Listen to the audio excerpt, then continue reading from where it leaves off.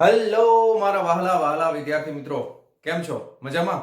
મારું નામ છે ફલ્ગુન નાદરોજા, હું રાજકોટથી છું અને તમે જોઈ રહ્યા છો ફિઝિક્સ વિથ ફલ્ગુન સર. અને વહાલા વિદ્યાર્થી મિત્રો, અત્યારે આપણે જોઈ રહ્યા છીએ ધોરણ 12 ફિઝિક્સ ચેપ્ટર નંબર 4 ગતિમાન વિદ્યુત ભારો અને ચુંબકત્વ, કે જેમાં લાસ્ટ લેક્ચરની અંદર આપણે સાયક્લોટ્રોન વિશે માહિતી મેળવેલી હતી. ઓકે, અને આજે આપણે શરૂ કરવા જઈ રહ્યા છીએ એના પછીનો મોસ્ટ આઈએમપી ટોપિક, જેનું નામ છે બાયો સાવરનો નિયમ. ઓકે, અથવા તો તમે એને કહો વિદ્યુત પ્રવાહ ખંડના કારણે મળતું ચુંબકીય ક્ષેત્ર, બાયો સાવરનો નિયમ. તો આજનો લેક્ચર શરૂ કરીએ. બાયો સાવરનો નિયમ.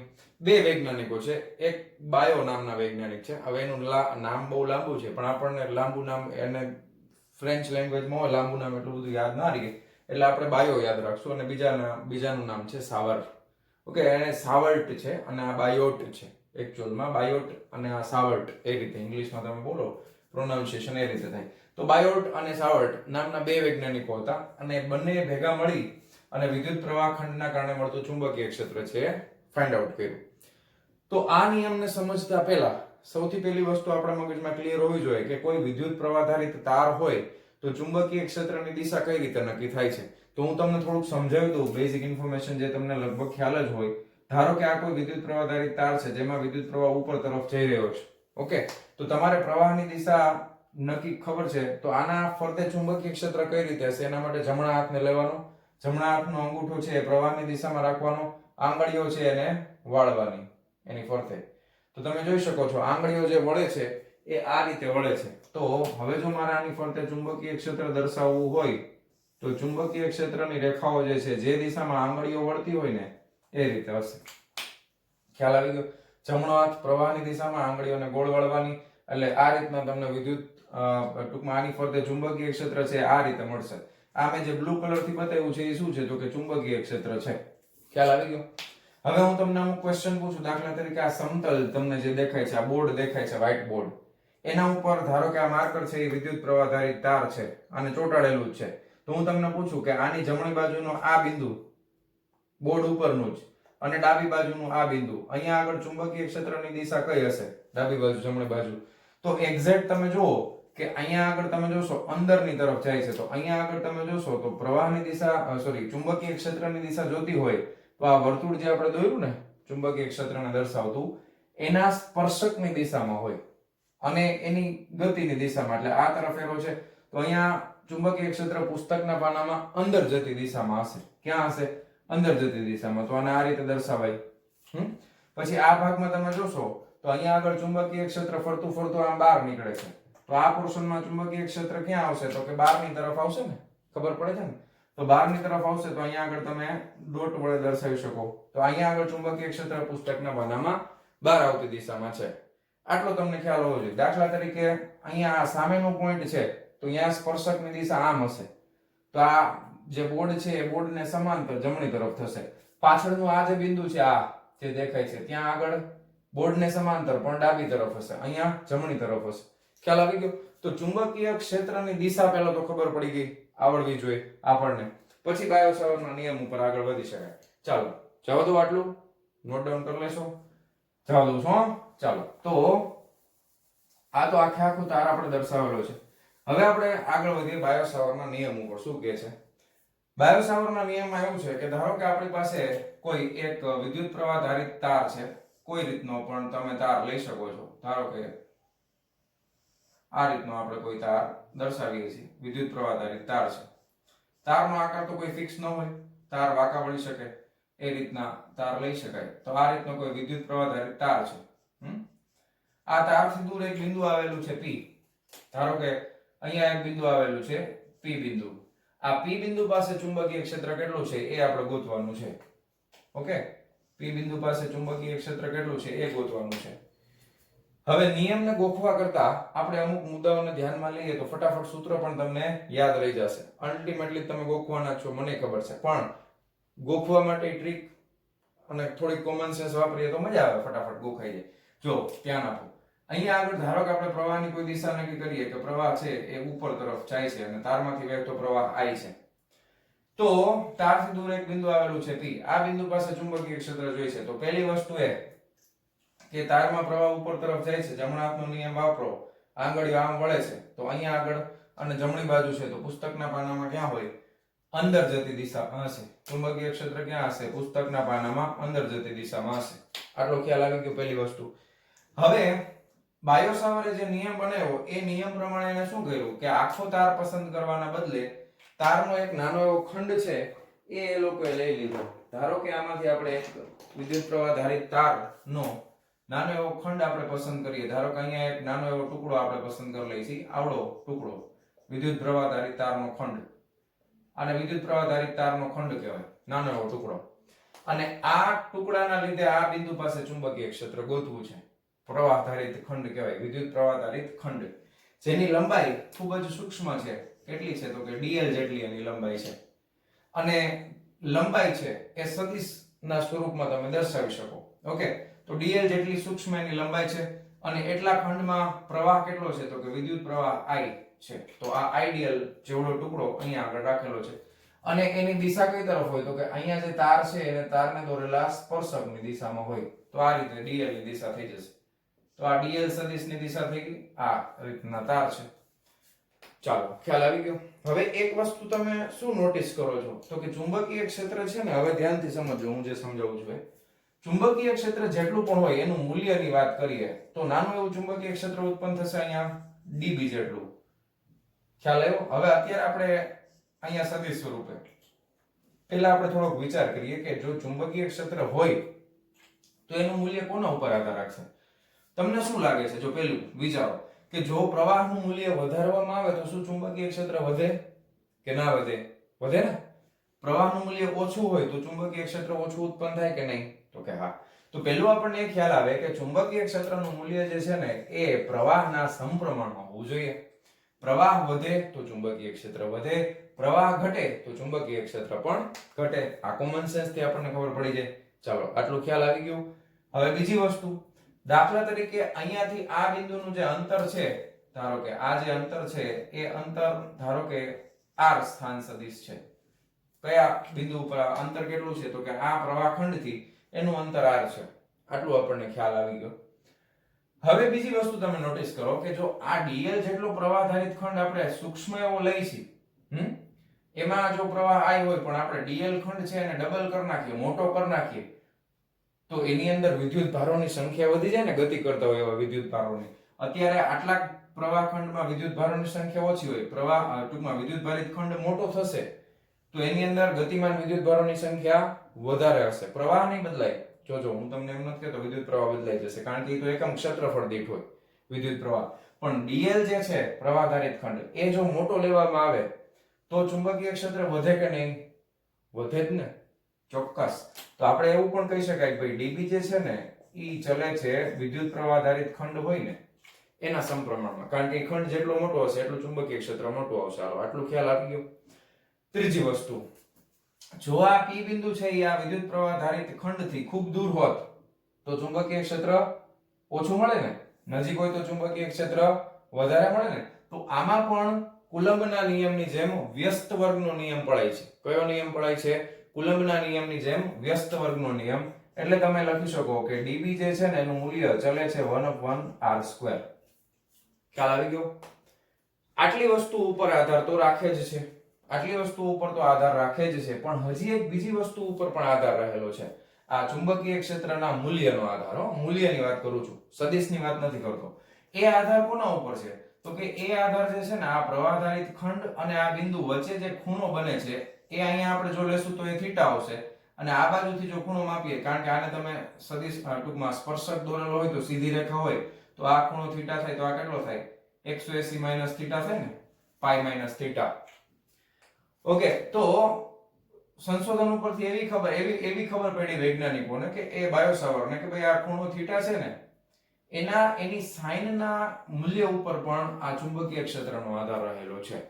તો તમે એમ પણ લખી શકો કે dB જે છે ને મૂલ્ય એ ચલે છે sin થીટા. હવે તમે એ sin થીટા પણ લઈ શકો અથવા sin પાઈ માઈનસ થીટા પણ લઈ શકો. શું કામ? કારણ કે તમને ખબર છે OLSTC પ્રમાણે બીજું ચરણ આવે તો બીજા ચરણમાં sin પાઈ માઈનસ થીટા બરાબર sin થીટા જ થાય. sin પાઈ માઈનસ થીટા બરાબર શું થાય? sin theta. એટલે ખૂણો તમે ઉપરનો લેશો નીચેનો લેશો કોઈ ફેર પડતો નથી. તમે આને આલ્ફા નામ આપી દો તો પણ કઈ વાંધો નથી, કારણ કે આલ્ફા બરાબર થીટા થશે. ખ્યાલ ખબર પડી ગઈ ને તમને ત્રિકોણમિતિ? તો આના ઉપરથી આપણે એવું કહી શકાય કે ચુંબકીય ક્ષેત્રનું જે મૂલ્ય છે dv એ ચલે છે. હવે બધાને ભેગું કરી દઈએ, I dl upon r square અને એના ગુણાકારમાં sin થીટા. લ્યો હવે આ મૂલ્યની વાત કરી છે માત્ર. ખ્યાલ આવી ગયો ને? સાવ સિમ્પલ છે ને, એકદમ ઈઝી. હવે ચલે છે ની નિશાની કાઢવી છે તો શું કરવું પડે? કે અચળાંકને દાખલ કરવો પડે. તો અચળાંક જે વૈજ્ઞાનિકોએ દાખલ કર્યો એ અચળાંકની કિંમત છે μ0 upon 4 પાઈ. શું છે? μ0 upon 4 પાઈ. આ થઈ જશે I dl sin થીટા ના છેદમાં r સ્ક્વેર. હાલો, આ માત્ર મૂલ્ય છે વાલા વિદ્યાર્થી મિત્રો. અહીંયા આગળ dv જે છે એ માત્ર શું દર્શાવે છે? મૂલ્ય. કારણ કે માનાંકમાં મેં લખ્યું છે જો. તો પહેલા મેં તમને મૂલ્યથી સમજાવી દીધું, પણ આપણે તો આને સદિશના સ્વરૂપમાં દર્શાવવાનું છે ને. ચુંબકીય ક્ષેત્ર ક્યાં છે? તો કે પુસ્તકના પાનામાં અંદર જતી દિશામાં. હવે ધ્યાનથી સમજો. જો મારે આ મૂલ્યને સદિશના સ્વરૂપમાં ઊંધું જઈએ છીએ આપણે, કારણ કે એમાં જલ્દી સમજાય.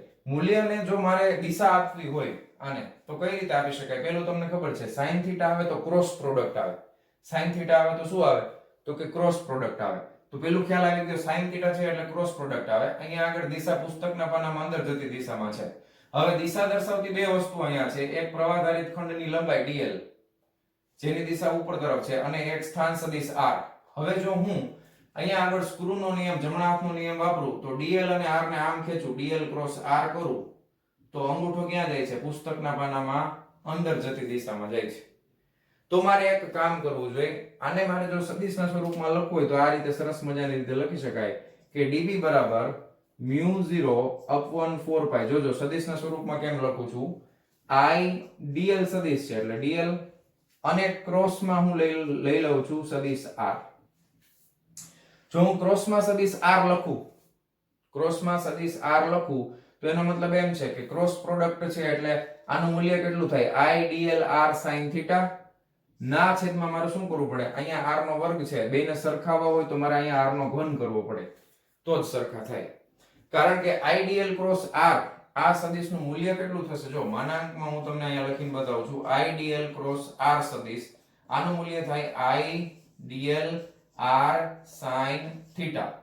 તમારી પાસે ઉપર શું હતું? I dl sin theta. તો r આપણે ગુણાકારમાં આવી ગયો તો ભાગાકારમાં મારે એક એડ કરવો પડે તો જ સરખા થાય ને. તો આ છે બાયો સાવરનો નિયમ સદિશના સ્વરૂપમાં. ખ્યાલ આવી ગયો? કોઈ ડાઉટ નથી? dv બરાબર μ0 upon 4 pi I dl cross r upon r cube. એટલે આ છે બાયો સાવરનો નિયમ સદિશના સ્વરૂપમાં. અહીંયા આગળ અદિશના સ્વરૂપમાં. દાખલા ગણવામાં જો આપણે માત્ર મૂલ્ય જોતું હોય ચુંબકીય ક્ષેત્રનું તો અદિશ વાપરવાનું, દિશા જોતી હોય તો સદિશ વાપરવાનું. ખ્યાલ આવી ગયો? તો આ એનું મૂલ્ય મળશે. હવે વાત આગળ વધારીએ. μ0 શું છે? μ0 શું છે? તમે આ μ0 પહેલી વાર જોયું હશે.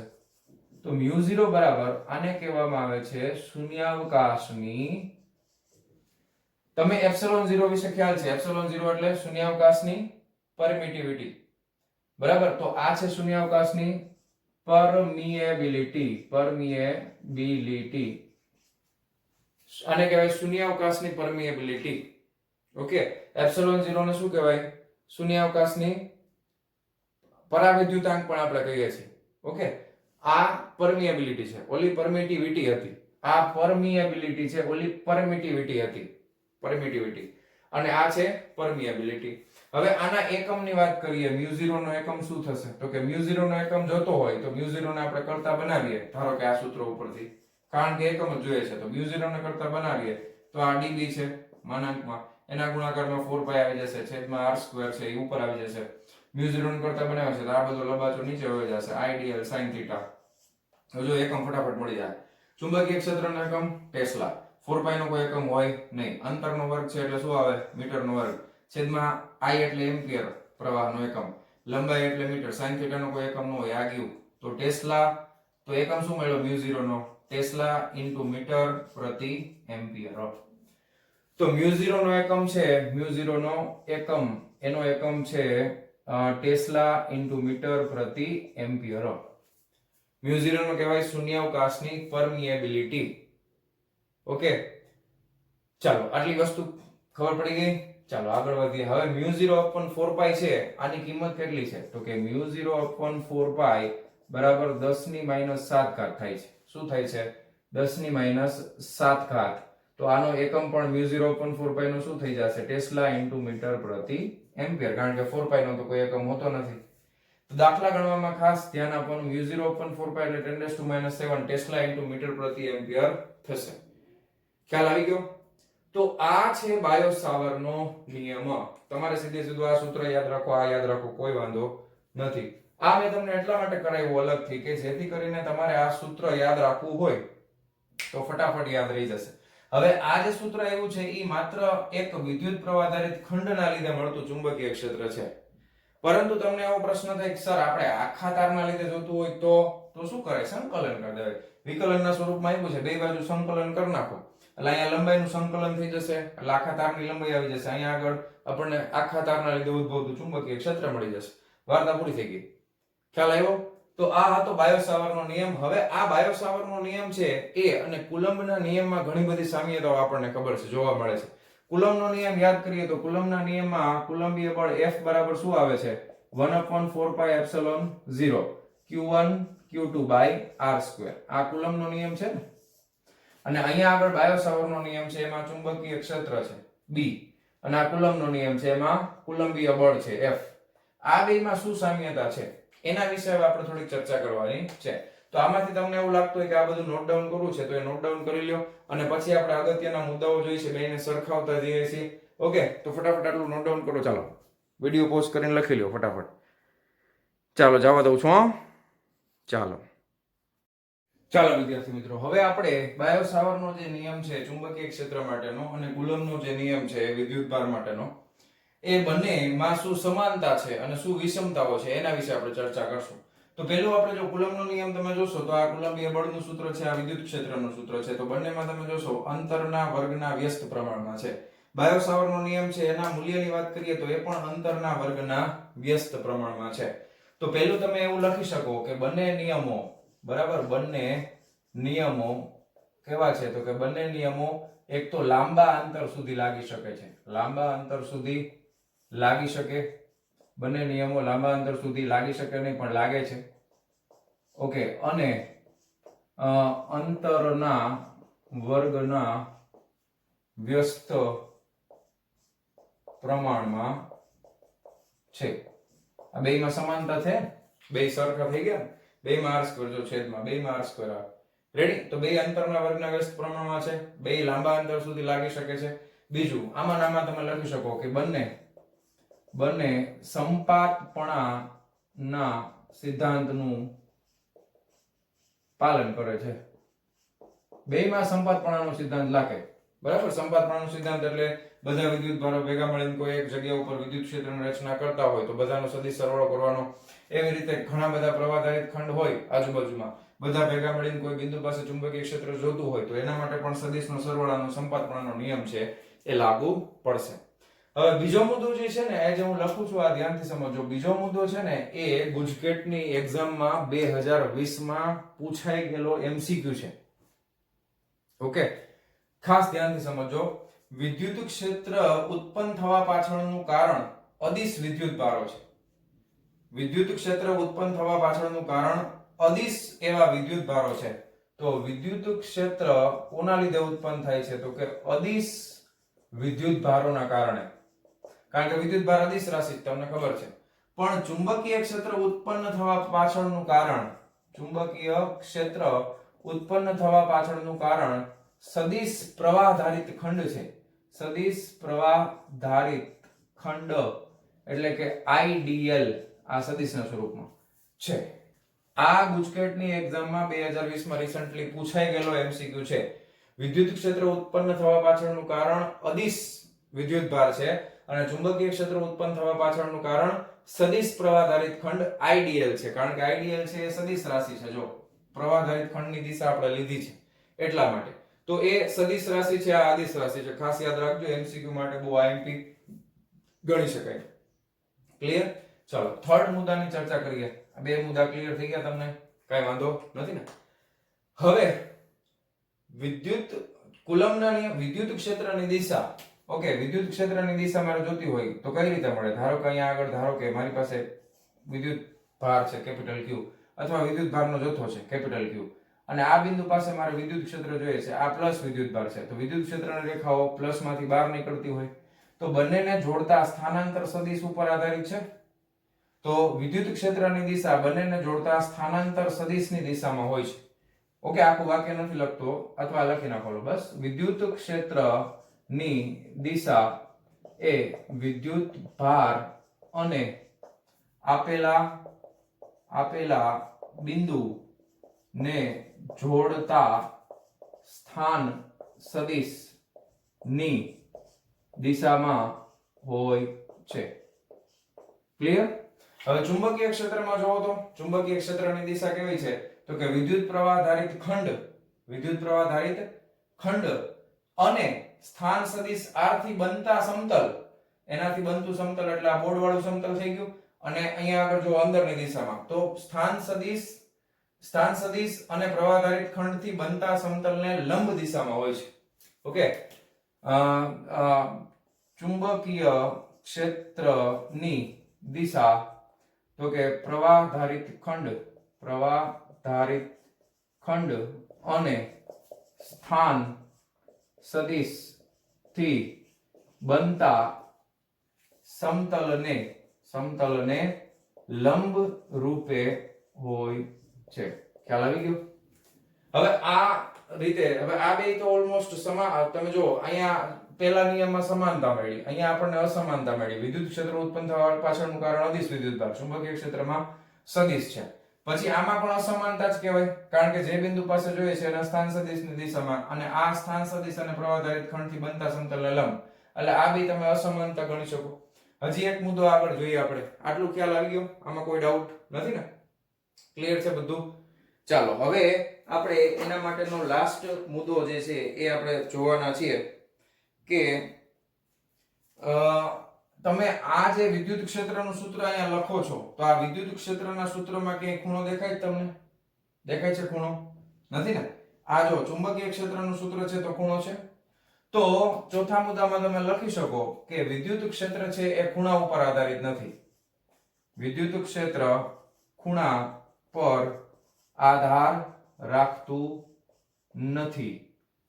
બરાબર? આધાર રાખતું નથી. જ્યારે ચુંબકીય ક્ષેત્ર એ પ્રવાહધારિત ખંડ તથા સ્થાન સદિશ વચ્ચેના ખૂણા એટલે કે થીટા પર આધારિત છે. તો આ ચાર મુદ્દા તમારે યાદ રાખવાના છે. સમાનતા અને અસમાનતા. સમાનતામાં ઓલમોસ્ટ એક જ આવી, બાકી બધી તો લગભગ અસમાનતા જ છે. ઓકે, આ ત્રણમાં અસમાનતા જોવા મળે છે. હવે એક વાત કરીએ એપ્સિલોન 0 અને મ્યુ 0 વચ્ચેના સંબંધની. એપ્સિલોન 0 એટલે શૂન્યાવકાશની પરમિટિવિટી અને મ્યુ 0 એટલે શૂન્યાવકાશની પરમિએબિલિટી. બેના નામ ધ્યાન આપજો, આડાવડા ના થઈ જાય. આ છે પરમિટિવિટી, અથવા આને ડાઇલેક્ટ્રિક અચળાંક પણ કહેવાય, પરમિટિવિટી પણ કહેવાય. આને શું કહેવાય? 0 આવે એટલે શૂન્ય છે એટલે એને નલ કહેવાય. શૂન્ય એટલે 0. ઓકે, નોટ પણ કહેવાય, mu naught, epsilon not.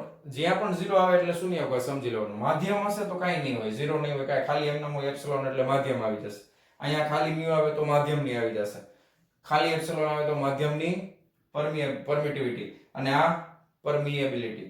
Okay, હાલો હવે આ બે વચ્ચે એક બહુ રસપ્રદ સંબંધ છે. રસપ્રદ સંબંધ શું છે? તો કે એપ્સિલોન 0 અને મ્યુ 0 નો ગુણાકાર કરો ને. હવે એક કામ કરીએ, ઉપર નીચે 4π થી ગુણી નાખીએ. ઓકે, ઉપર અને નીચે 4π થી ગુણાકાર કરી નાખીએ એટલે હાલે. મ્યુ 0 upon 4π, તો જો આ અલગ થઈ ગયું, આખું આ અલગ થઈ ગયું. ખ્યાલ આવી ગયો? હવે તમને ખબર છે આ k નું વ્યસ્ત છે 1/k. k એટલે કુલંબીય અચળાંક હતો, k એટલે 1/4π એપ્સિલોન 0 થતું હતું. ખ્યાલ આવ્યો? અને આ છે મ્યુ 0 upon 4π, તો આ થઈ જશે મ્યુ 0 upon 4π. હવે આ બેની કિંમત જરાક મૂકો તો. 1/k એટલે 1 ના છેદમાં શું મૂકવું પડે? 9 ગુણ્યા 10 ની 9 ઘાત છે.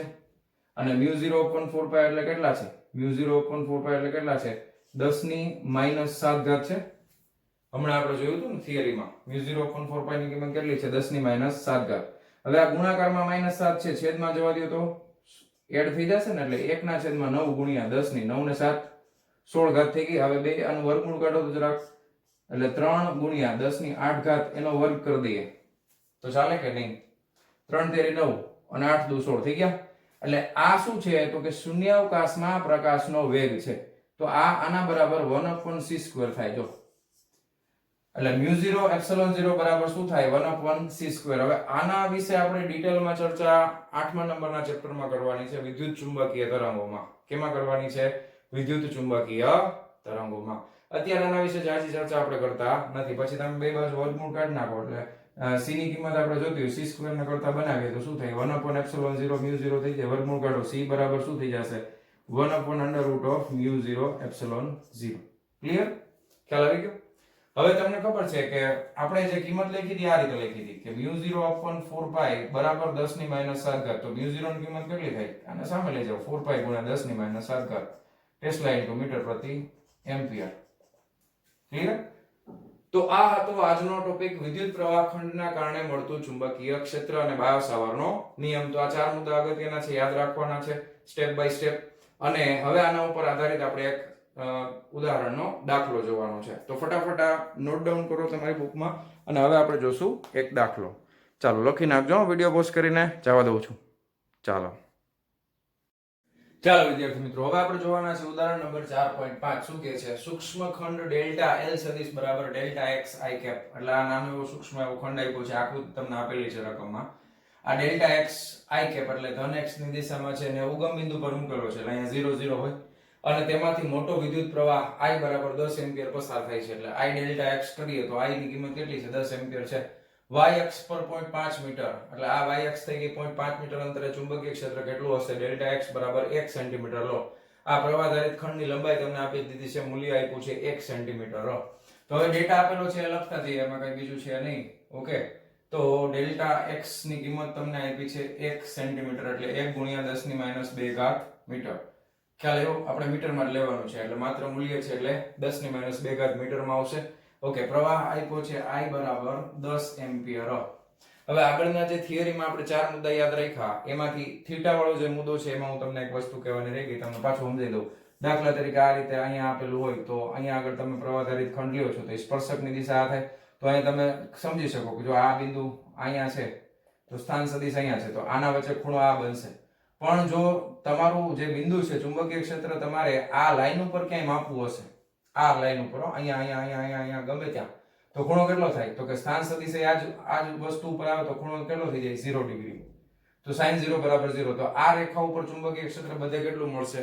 શૂન્ય મળશે. તો એ વસ્તુ એક નોટ ડાઉન કરી લેજો, એકદમ સિમ્પલ વસ્તુ છે, કઈ અલગ એમાં કઈ એવું નથી કે નો યાદ રહી જશે. ચાલો હવે આમાં આગળ વધીએ.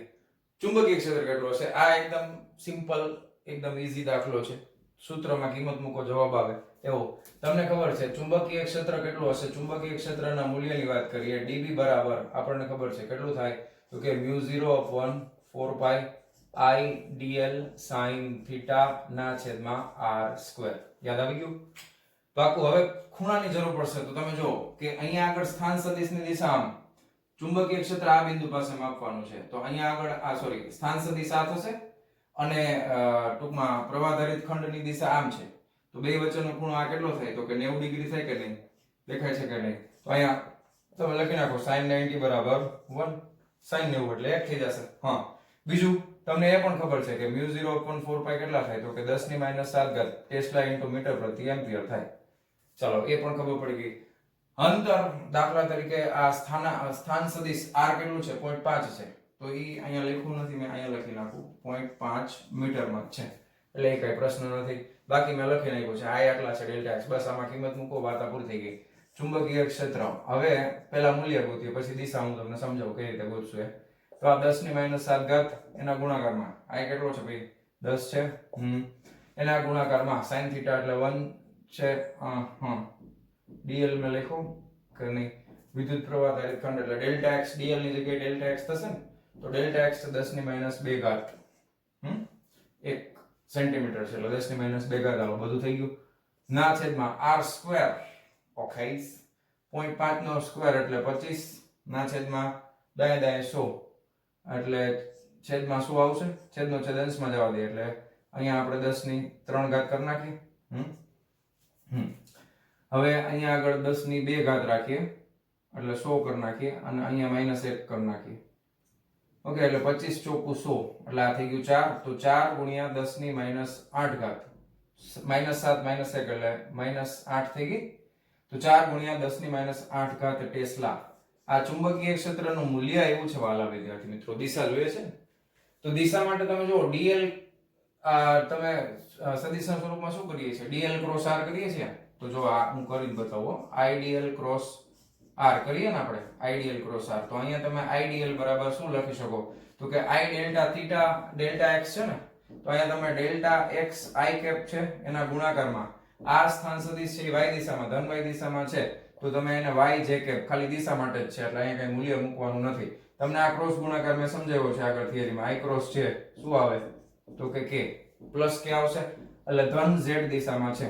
કઈ દિશામાં છે? ચુંબકીય ક્ષેત્ર ધન z અક્ષ પર રહેલું છે. ક્યાં રહેલું છે? ધન z માં. પાછું યાદ કરાવી દઉં, નો યાદ હોય તો i j k. ઓકે, જો આ દિશામાં જાવ તો પ્લસ આવે, સમઘડીમાં જશો તો પ્લસ આવશે, વિષમ ઘડીમાં જાવ તો માઈનસ આવે, વિષમ ઘડીમાં જાવ તો માઈનસ આવે. કેવી રીતે? તો કે જો સમઘડીમાં ગયા i j તો જવાબ શું આવે? k.